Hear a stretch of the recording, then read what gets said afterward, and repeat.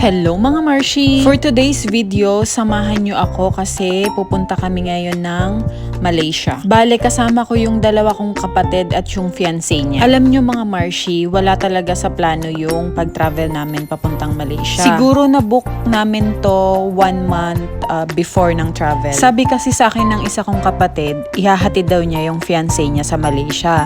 So, napag-isip-isip ko, what if sumama kami? So ayun, nag-check kami ng ticket tapos yung hotel.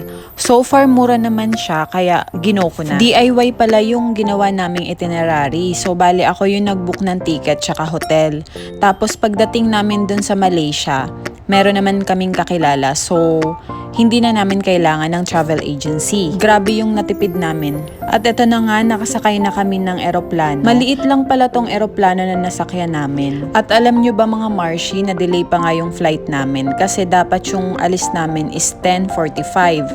Then nausog siya ng 11:35. So for the hintay ang mga Marshi nyo. Bali 4 hours travel time lang pala to galing Pinas sa puntang Malaysia.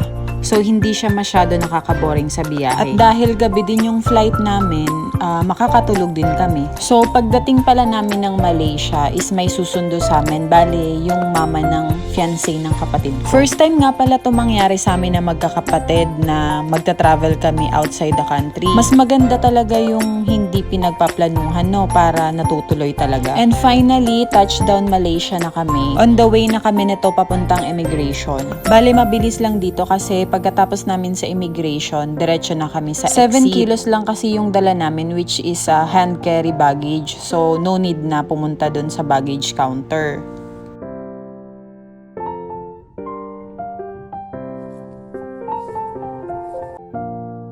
At dahil madaling araw na nga kami lumapag sa Malaysia, wala talagang katao-tao dito sa loob ng airport. So on the way na kami nito mga Marshi papunta dun sa hintayan ng taxi. Pero hindi kami magta-taxi ha. Doon kasi kami susunduin nung mama ng kasama namin. Tumigil din muna kami dito malapit sa entrance kasi magpapapicture kami.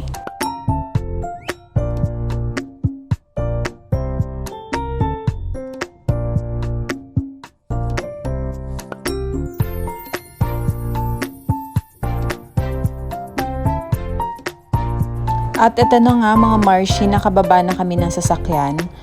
Dito na kami sa tutuluyan namin for 3 days. Bale yung nabook pala namin is Airbnb.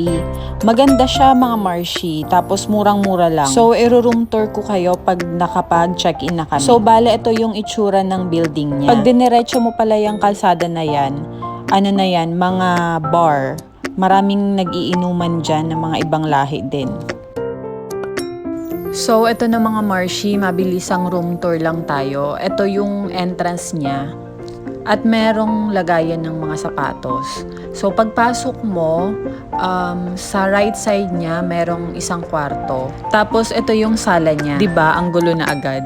Maganda yung sala niya kasi may couch na. Tapos, meron na ding TV. Kaso yung TV nila, yung mapapanood mo lang, yung local channel nila. At ito yung pangalawang kwarto, syempre hindi natin yung pwedeng buksan kasi may tao doon. At ito din yung pangatlong kwarto. Ito yung pinakamalaking kwarto. Tingnan nyo, madami nang nakasampay kasi finilm ko to or vinidyo ko to second day ata namin or third day na. And ito yung kusina niya. Bale, kompleto na din siya sa gamit. At ito yung isang CR dito sa kusina banda. Bali, dalawa yung CR niya, yung isa naman dun sa master's bedroom. O siya, hanggang dito na lang muna mga Marshi. Abangan nyo yung iba ko pang mga vlogs dito sa Malaysia.